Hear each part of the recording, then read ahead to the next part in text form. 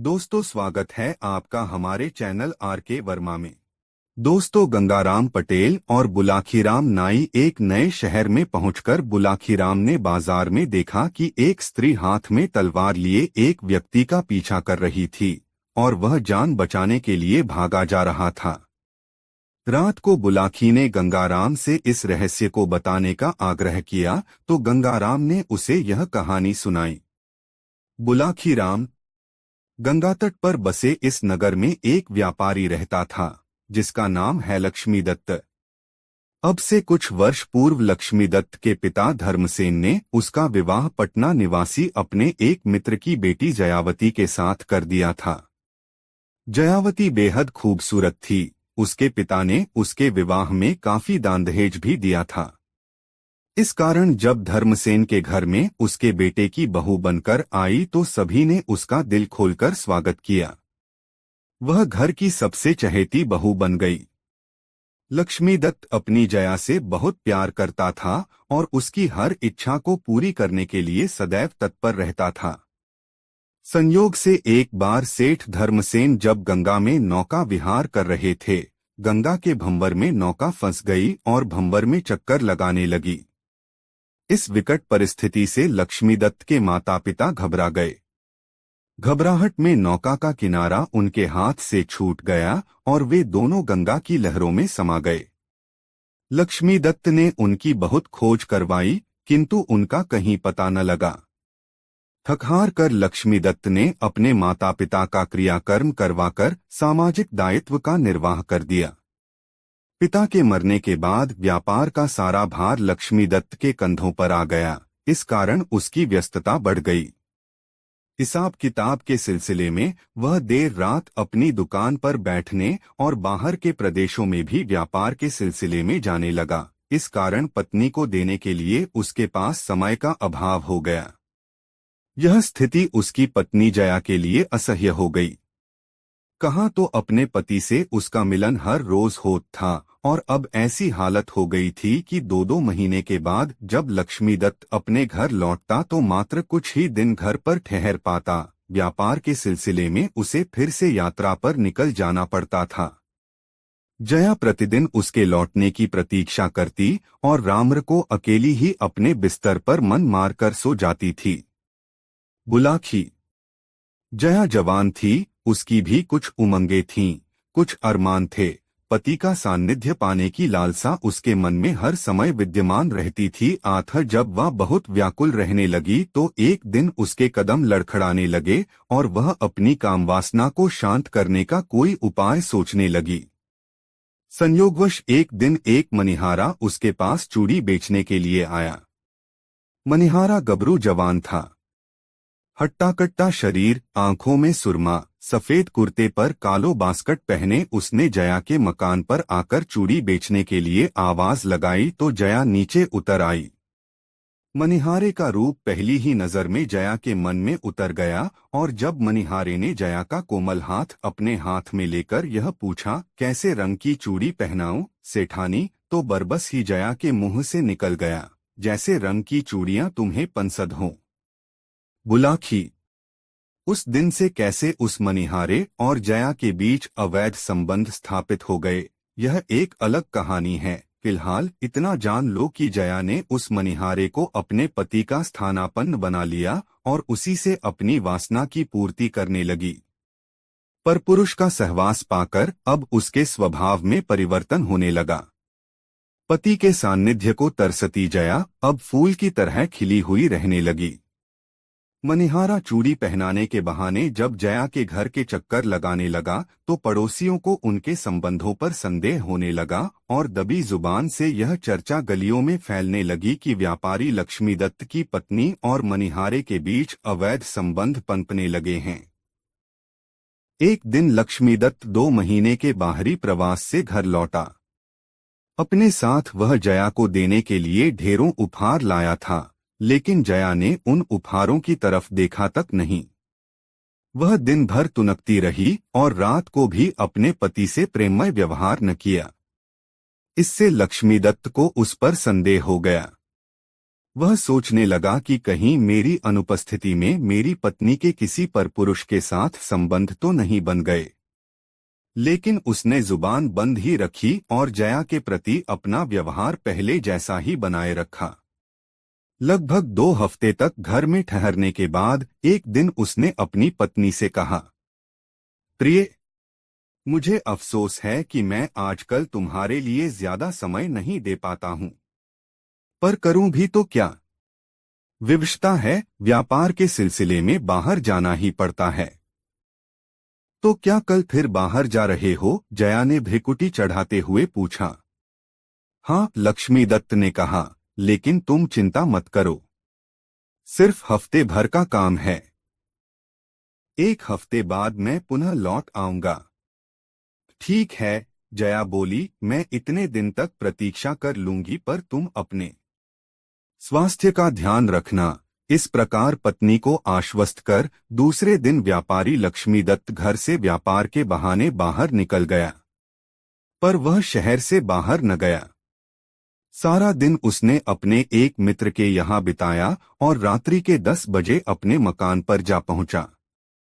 मकान के पीछे एक ऊंचा आम का दरख्त था। लक्ष्मीदत्त उस दरख्त पर चढ़कर मकान की छत पर पहुंच गया।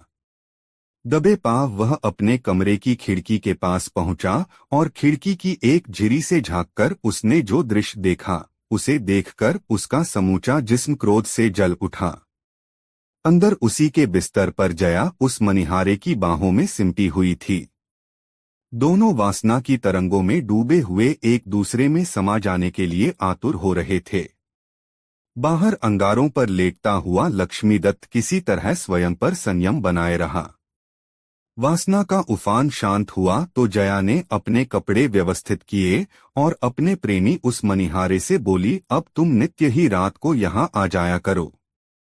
मेरा पति यद्यपि 1 हफ्ते तक बाहर रहने के लिए कहकर गया है, किंतु मैं जानती हूँ वह 2 हफ्ते से पहले लौटेगा नहीं। यह सुनकर मनिहारे ने कहा, देखो सेठानी, मेरे लिए यहाँ रोज आना बहुत मुश्किल है। मोहल्ले के लोग हमारे संबंधों पर संदेह करने लगे हैं। अतः हमारे लिए अब यही उचित है कि या तो हम अपने संबंधों को हमेशा के लिए समाप्त कर दें, या फिर क्या? या फिर किसी प्रकार तुम्हारा पतिरूपी कंटक सदैव के लिए हमारे मार्ग से हट जाए। मनिहारे ने कहा, दूसरा उपाय ही उचित होगा। जया ने कहा, लेकिन उस उपाय को अमली जामा कैसे पहनाया जाए, इस पर हम दोनों को ही विचार करना होगा। लक्ष्मीदत्त ज्यादा कुछ न सुन सका। उसने उसी क्षण निर्णय कर लिया, आज को रात ही आर पार लड़ाई लड़नी होगी। इससे पहले कि ये दोनों मिलकर मुझे मार डालें, मुझे इन दोनों में से एक को या दोनों को ही समाप्त कर देना चाहिए।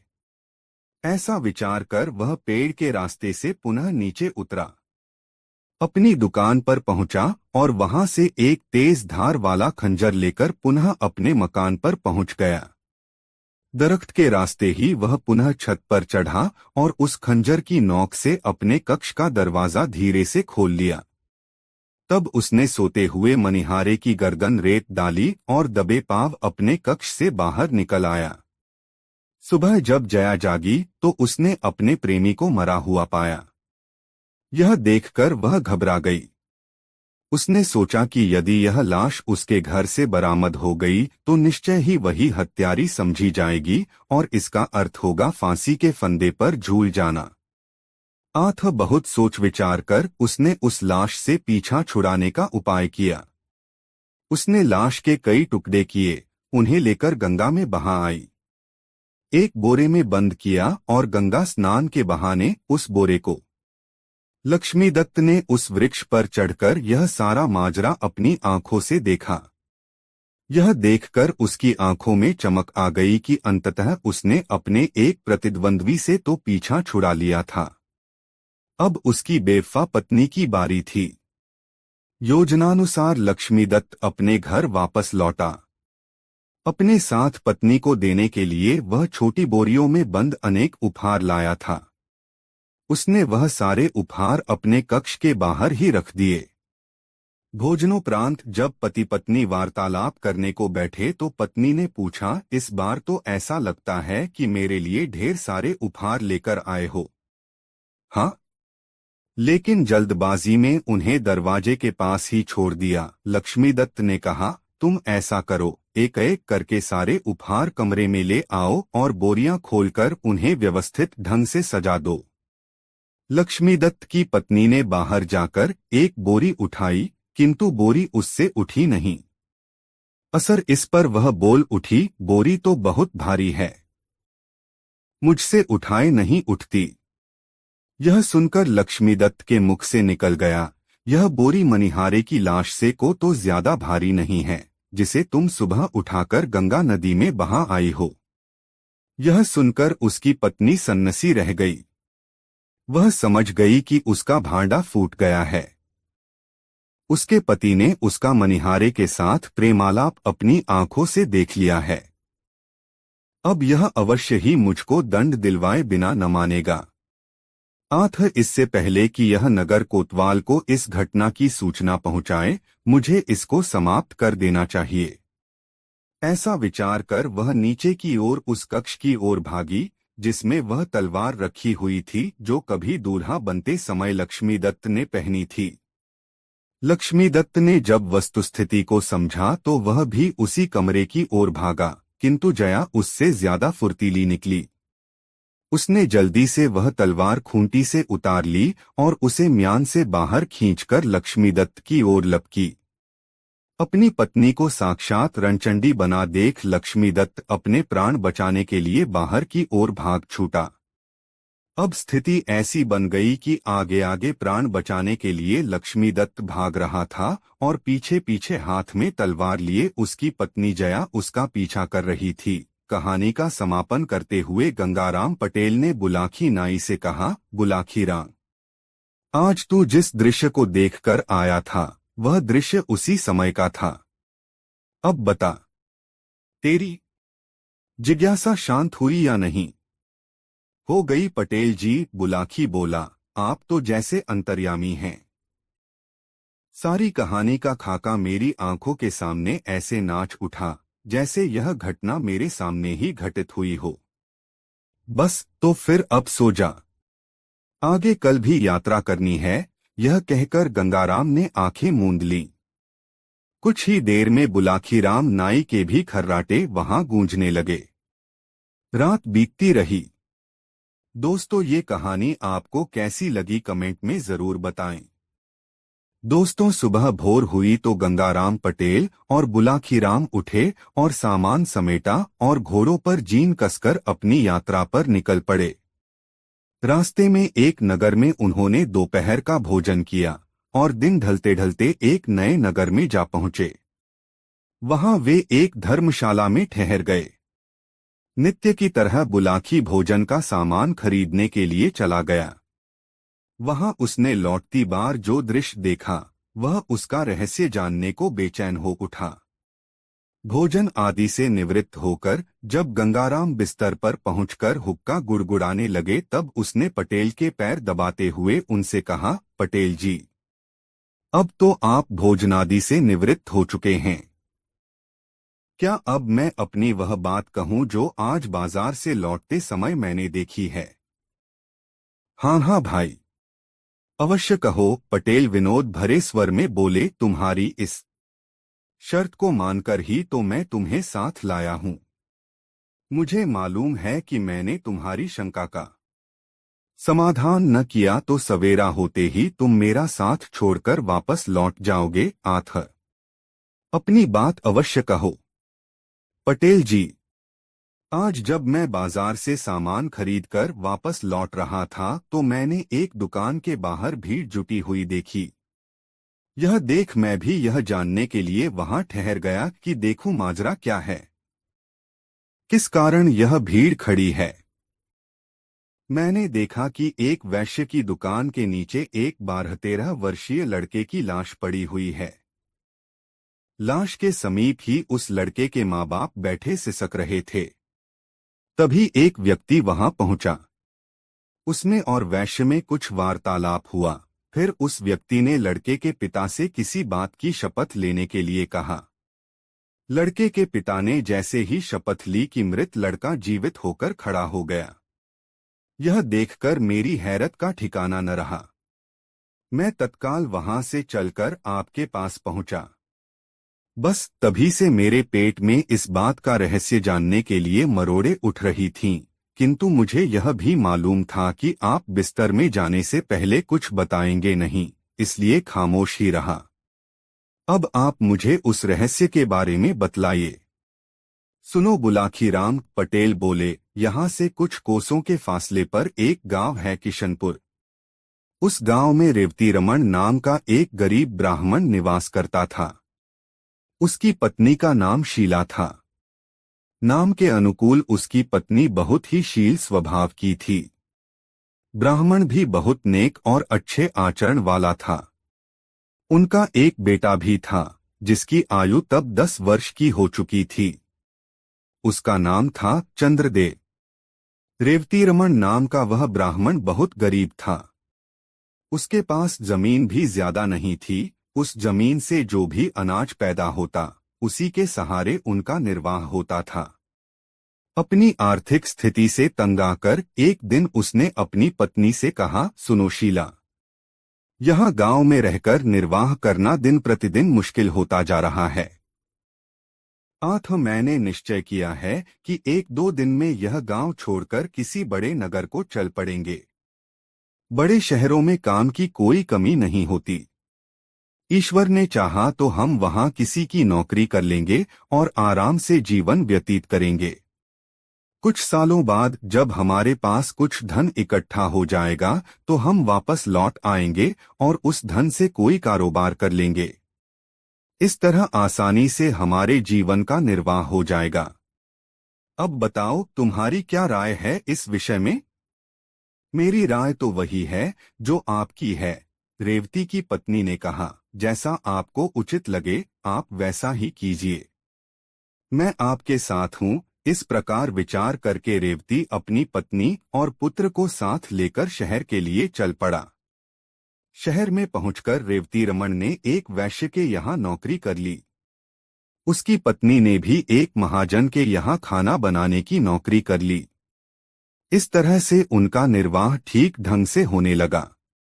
रेवतीरमण मेहनती आदमी था। 1 साल बाद उसका काम देखकर वैश्य ने उसकी तनख्वाह बढ़ा दी।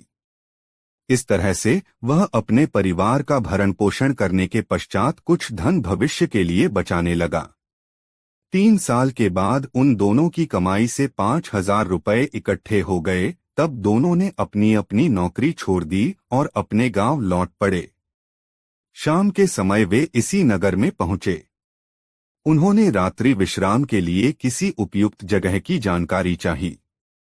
सामने उसी वैश्य की दुकान थी जिसे तुम देखकर आए हो। रेवतीरमण उसी के पास पहुंचा और बोला, सेठ जी, मैं यहाँ परदेशी हूँ।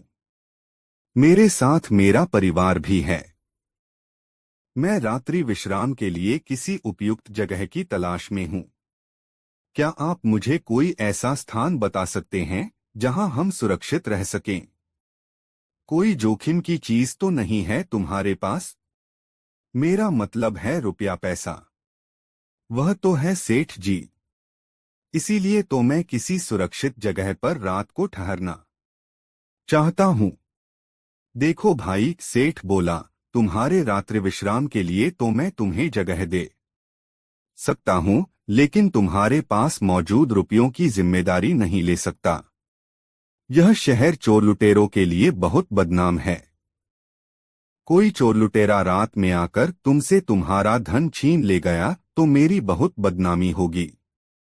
तुम एक काम करो, तुम्हारे पास जितना धन है वह मेरे पास जमा कर दो। सवेरे जब तुम जाने लगो तो अपना धन सहेज लेना। ठीक है सेठ जी। आप इस शहर में सम्मानित नागरिक हैं। हमें आप पर पूरा यकीन है कि आप अमानत में खयानत नहीं करेंगे। मेरे पास 5,000 रुपए हैं। उन्हें आप अपने पास जमा कर लीजिए। सुबह जाने से पहले मैं आपसे अपना रुपया वापस ले लूंगा।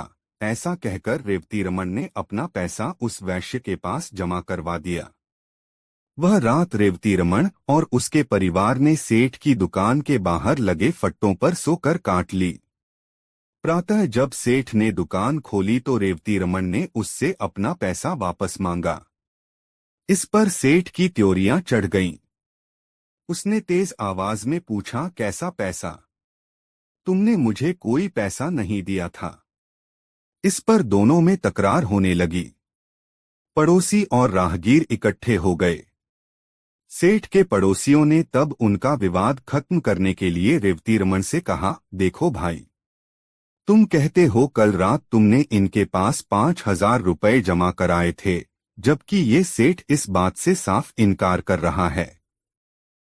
अब कौन सच्चा है और कौन झूठा, इसका फैसला तो शपथ लेकर ही किया जा सकता है। क्या तुम अपने इकलौते बेटे की कसम खाकर यह बात कह सकते हो कि तुमने रात इस सेठ के पास 5,000 रुपए जमा कराए थे? बिल्कुल कह सकता हूँ, रेवती रमन बोला। जो बात सच है उसके लिए मैं कैसी भी शपथ लेने को तैयार हूँ। क्यों सेठ, क्या तुम्हें भी यह बात मंजूर है? बिल्कुल मंजूर है, सेठ बोला। न्यायकर्ताओं ने तब रेवती रमन से उसके बेटे के सिर पर हाथ रखकर यह कसम खाने के लिए कहा कि यदि उसकी शपथ झूठी है तो तत्काल उसके बेटे की मृत्यु हो जाए। बुलाकी पटेल ने आगे कहा, किस्मत का खेल देखो। जैसे ही रेवती रमन ने अपने बेटे चंद्रदेव के सिर पर हाथ रखकर यह शपथ ली कि तत्काल उसके बेटे की मौत हो गई। झूठा होते हुए भी उस सेठ के चेहरे पर विजय के भाव झलक उठे।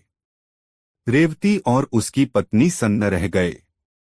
वहां उपस्थित भीड़ और न्यायकर्ताओं ने रेवती को बहुत लानत-मलामतें दी क्योंकि वह झूठा साबित हो गया था।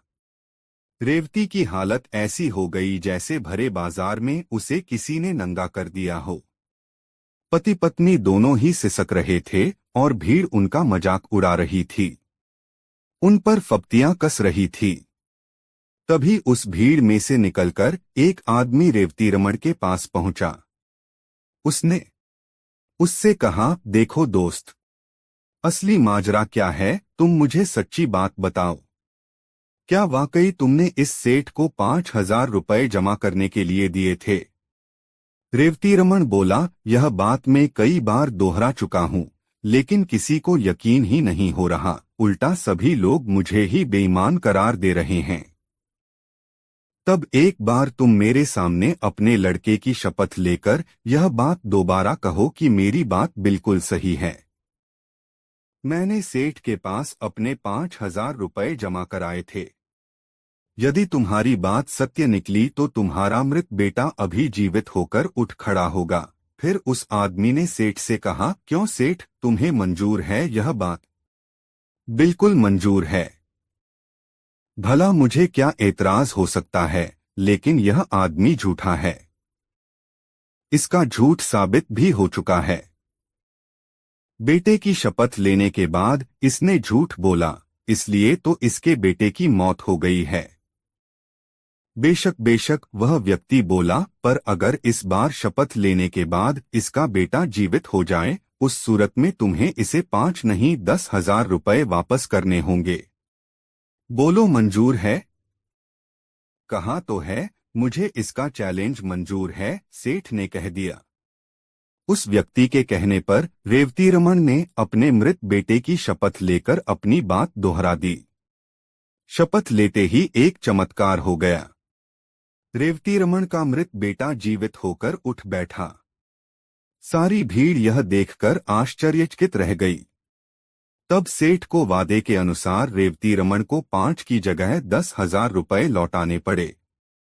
इतनी कहानी सुनाकर गंगाराम पटेल ने आगे कहा, बुलाकी, औरों की तरह तुझे भी इस बात पर जरूर आश्चर्य हो रहा होगा कि आखिर वह व्यक्ति था कौन, जिसने न सिर्फ रेवती रमन के बेटे चंद्रदेव को जीवित किया अपितु जिसने सेठ से उसे दोगुना धन वापस दिलवाया। तो सुन, मानव के वेश में वह व्यक्ति साक्षात कलियुग था, जो अपने कलिकाल का प्रभाव लोगों को दिखाना चाहता था। यह कलियुग है बुलाकी। इस काल में कैसी भी अनहोनी घटना घट जाए उस पर आश्चर्य नहीं होना चाहिए। आज तू जिस दृश्य को देखकर आया था वह वही दृश्य था। उम्मीद है अब तेरी जिज्ञासा शांत हो गई होगी। आथा अब मुझे भी सोने दे और खुद भी सो रहा है। कल प्रातः फिर से काशी यात्रा के लिए चलना है। कहकर पटेल ने आंखें मूंद लीं और निद्रारानी की गोद में समा गए। करवट बदलकर बुलाखी नाई भी सो गया। दोस्तों, यह मजेदार कहानी आपको कैसी लगी कमेंट में जरूर बताएं। दोस्तों, काशी यात्रा के वापसी चरण में गंगाराम पटेल और बुलाखीराम नाई फिर एक नए नगर में पहुंचे और उस नगर में ही रात्रि को विश्राम किया। इस बार भी जब बुलाखीराम को खाने का सामान लाने के लिए बाजार भेजा गया तो वह एक नया दृश्य देख आया। रात्रि को भोजन से निवृत्त होकर दोनों अपनी अपनी चारपाई पर लेटे तो बुलाखीराम ने कहा, पटेल जी, आज मैंने बाजार में एक ऐसा नौजवान देखा जो बहुत ही सुंदर और खूब हृष्ट पुष्ट था, लेकिन उसकी हालत विक्षिप्तों जैसी हो रही थी।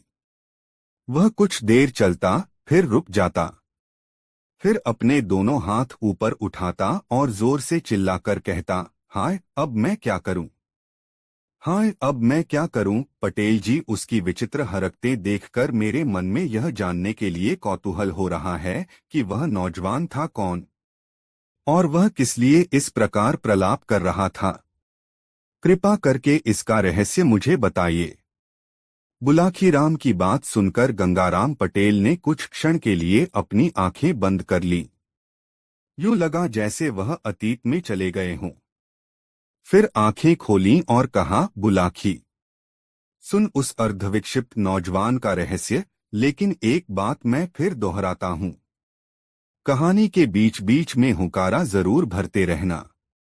तूने हुंकारा बंद करा तो मैं कहानी को बीच में छोड़कर सो जाऊंगा। आप कहानी शुरू तो कीजिए पटेल जी। बुलाखी बोला, मैं सोऊंगा नहीं, कहानी के बीच बीच आप मेरा हुंकारा बराबर सुनते रहेंगे। बुलाखीराम, यह नगर जिसमें आज हम ठहरे हुए हैं, इस नगर का नाम है रतनगढ़। कुछ वर्ष पहले तक इस नगर में बालकृष्ण नाम का एक धनाढ्य व्यापारी रहता था। उस व्यापारी के यहाँ एक ही संतान थी।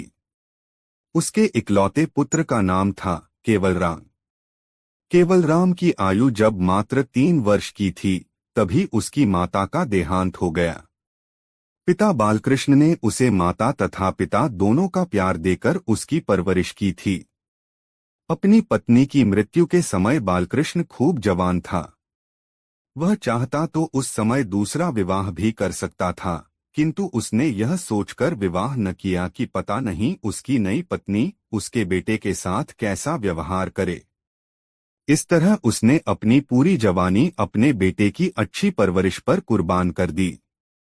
बुलाखी, समय बड़ा बलवान है। उसका चक्र निरंतर चलता ही रहता है, कभी रुकने का नाम नहीं लेता। केवलराम भी समय के साथ बढ़ता गया।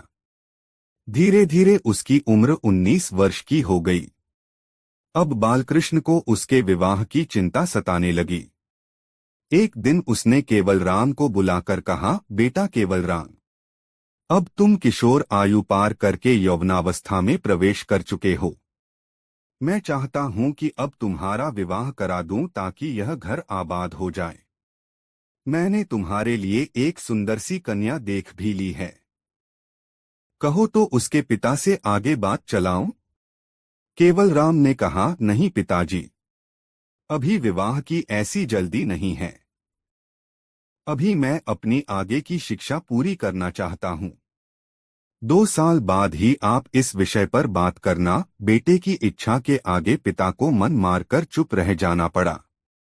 जब केवलराम की शिक्षा पूरी हो गई तो पिता ने उसके विवाह की बात फिर छेड़ी। केवलराम कहने लगा, पिताजी, अभी इस विषय पर थोड़ा धीरज ही रखिए। पहले मैं आपसे व्यापार के गुर तो सीख लूं। जब व्यापार करने में पारंगत हो जाऊं तब आप मेरा विवाह कर देना। बेटा जवान हो चुका था, उसकी बात का भी तो मान रखना था। आठ है बुलाखी, बालकृष्ण को फिर से खामोश हो जाना पड़ा। बात फिर से आगे के लिए टल गई। एक बार केवलराम को अपने व्यापार के लिए किसी दूसरे राज्य में जाना पड़ गया। सफर पानी के जहाज से होना था। आठ केवलराम ने जहाज का टिकट खरीदा और अपनी निश्चित सीट पर जाकर बैठ गया। कुछ ही देर बाद एक पति पत्नी का जोड़ा भी वहां पहुंचा और वह भी उसके साथ वाली सीटों पर आकर विराजमान हो गया। कुछ देर बाद जहाज जब बंदरगाह से चल पड़ा तो दोनों ने एक दूसरे से परिचय प्राप्त किया। केवलराम ने अपना नाम बताया और कहा कि वह व्यापार के सिलसिले में एक दूसरे राज्य को जा रहा है। दूसरे नौजवान ने बताया कि हम पति पत्नी भी व्यापार के सिलसिले में ही अमुक नगर में जा रहे हैं। बुलाखी। उस दूसरे व्यापारी की पत्नी बहुत खूबसूरत थी।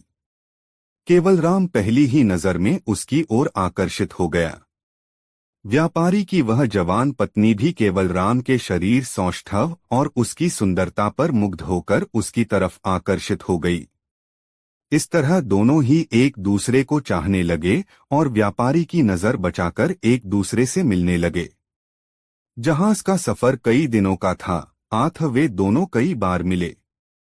अंत में जब सिर्फ एक दिन का सफर बाकी रह गया तो उस व्यापारी की पत्नी ने कहा, केवलराम, कोई ऐसा स्थायी उपाय करो जिससे कि हम दोनों आजीवन साथ रहते रहें। अब तुम्हारा वियोग मुझसे बर्दाश्त नहीं होगा। राधिका। यह सुनकर केवलराम उस व्यापारी की पत्नी, तो मैं भी ऐसा ही है। मैंने भी पहली ही नजर में तुम्हें अपने हैं। पर क्या करूं? विवशता है। तुम पहले से ही विवाहिता हो। ऐसी है तुम्हारा स्थायी मिलन क्यों कर संभव है? इस संसार में असंभव तो कुछ भी नहीं है। केवल मनुष्य चाहती क्या कुछ नहीं कर सकता। बस हौसला चाहिए। राधिका बोली। मैं समझा नहीं राधिका, तुम आखिर कहना क्या चाहती हो? केवल उलझन भरे स्वर में पूछा। मतलब तो स्पष्ट है, राधिका बोली। तुम अगर किसी तरह अपने गले से मेरे पति को दूर कर दो तो हम स्थायी रूप से इकट्ठे रह सकते हैं। यह कैसे संभव है? केवलराम बोला। तुम्हारा पति तुम्हें बहुत चाहता है। वह तो एक मिनट के लिए भी तुम्हें छोड़ना नहीं चाहता। ऐसी हालत में हमारा स्थायी मिलन असंभव है। तब तुम सदैव के लिए उसे अपने रास्ते से हटा दो। राधिका ने स्पष्ट स्वर में जवाब दिया। तुम्हारे कहने का मतलब है उसकी हत्या कर दूं? नहीं राधिका, तुम्हें पाने की खातिर मैं मानवहत्या जैसा घृणित कार्य कभी नहीं कर सकता। केवलराम ने कहा। अरे कैसी कायरों जैसी बातें करते हो? राधिका ने उसे उकसाया। प्रेसी को पाना भी चाहते हो और जोखिम उठाने से भी डरते हो। जानते हो, अपनी प्रेसी को प्राप्त करने के लिए तो प्रेमियों ने बड़े बड़े युद्ध लड़े हैं। वे सब बीते युग की बातें हैं। राधिका, सच बात तो यह है कि मैं एक धर्मपरायण व्यक्ति हूँ। मेरे घर के संस्कार हमेशा से धर्म के प्रति सहिष्णु रहे हैं। तुम आदमी को मारने की बात कर रही हो। मैं तो किसी चींटी की भी हत्या नहीं कर सकता। केवलराम ने कहा। तब बात कैसे बनेगी? राधिका सोच में पड़ गई। फिर उसने कहा, ठीक है, मैं सोच लूंगी कोई उपाय। पर तुम बाद में अपना तो लोगे न? यह भी कोई कहने की बात है। केवलराम बोला। तुमने तो मेरे तन और मन दोनों पर अधिकार कर लिया है। तुम्हारे बिना तो अब मैं जीने की कल्पना भी नहीं कर सकता। बुलाखी। उसी रात राधिका ने उस समय जब उसका पति गहरी नींद में सोया पड़ा था, तलवार से उसका सिर काट दिया और शोर मचाने लगी कि अरे लोगों आओ, मेरी सहायता करो, किसी बदमाश ने मेरे पति को मार डाला। उसके चीखने चिल्लाने की आवाजें सुनकर जहाज के यात्री वहां एकत्र हो गए और राधिका के पति की हत्या और राधिका का विलाप सुनकर बहुत दुखी हुए। तब कातिल की बहुत खोज की गई किंतु उसका कोई पता न चला। केवलराम को राधिका पर शक तो जरूर हुआ कि शायद उसी ने अपने पति की हत्या की है, लेकिन पूरा विश्वास उसे भी न आया। उसे भी राधिका के पति की मौत पर बहुत दुख हुआ। जलयान जब बंदरगाह पहुंचा तो जहाज के सभी यात्री जहाज से उतरकर अपने अपने गंतव्य स्थान को चले गए। राधिका अपने सामान सहित केवलराम के साथ चल पड़ी। केवलराम जिस स्थान पर ठहरा था उससे कुछ दूर एक सराय में उसके ठहरने की व्यवस्था करा दी। राधिका ने जब उससे यह जिद की कि वह तो उसके साथ ही ठहरेगी तो केवलराम ने कहा, राधिका कुछ दिन तुम यहीं ठहरो। हम साथ साथ ठहरे तो लोगों को यह संदेह हो जाएगा कि शायद तुम्हारे पति की हत्या कराने में मेरा ही हाथ है। मैंने ही तुम्हें पाने की खातिर शायद तुम्हारे पति का खून करा दिया है। हमारा कुछ दिन अलग अलग रहना बेहद जरूरी है। बस तुम कुछ दिन और इंतजार कर लो। लौटती बार तुम्हें अपने साथ ही लेकर चलूंगा और अपने शहर में पहुंचते ही तुम्हारे साथ विवाह कर लूंगा। केवलराम की बात तर्कसंगत थी। राधिका मान गई। दोनों अलग अलग स्थानों पर ठहर गए। बुलाखी। राधिका एक कामुक प्रवृत्ति की स्त्री थी। 3 दिन तो उसने किसी तरह केवलराम से अलग रहकर काट लिए, किंतु चौथे दिन वह रात के समय उसके कक्ष में आ धमकी। उस रात दोनों का शारीरिक मिलन हुआ तो आनंद के अतिरेक में राधिका ने केवलराम को यह बता दिया कि उसके पति की हत्या स्वयं उसी ने की थी। राधिका के मुख से यह बात सुनकर केवलराम के दिल पर गहरा आघात लगा। वह सोचने लगा कि जो स्त्री अपने पति की सगी नहीं हुई वह उसकी सगी कैसे रहेगी। अपने पति के साथ तो इसने अग्नि को साक्षी मानकर 7 फेरे लिए थे। जब यह उसकी होकर ही नहीं रही तो मेरे साथ कैसे रह लेगी।